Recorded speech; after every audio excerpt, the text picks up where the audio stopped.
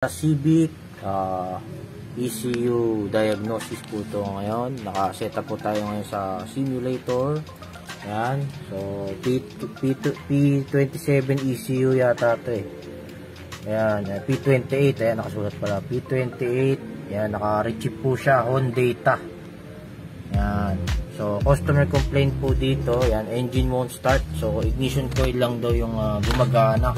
Then yung fuel pump and fuel injector, so walang response. So meron tayong setup na pinaka TDC sensor. Ito, once na inikot to, yung isa lang talaga yung gumagana. Ayan, yung ICM, yung igniter control module signal yan.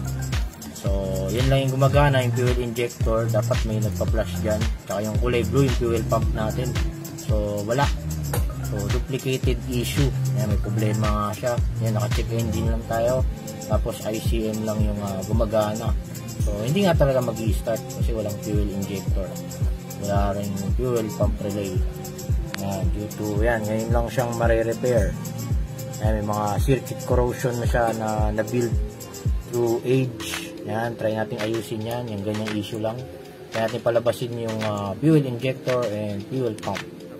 Simulation after repair. Yan, Honda Civic P28.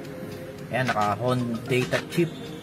Ayan, so previous problem po nito, ang working lang sa kanya yung kanyang ICM. Ito dito, dati yan lang yung gumagana, tapos walang fuel injector and wala rin fuel pump.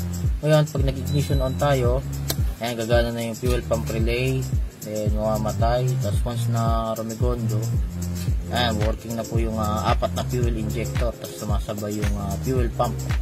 Ayan, verified working na po itong ECU na to. So ayan, once na nawala yung cranking signal natin, mamatay din yung fuel pump relay. Ayan, mamatay.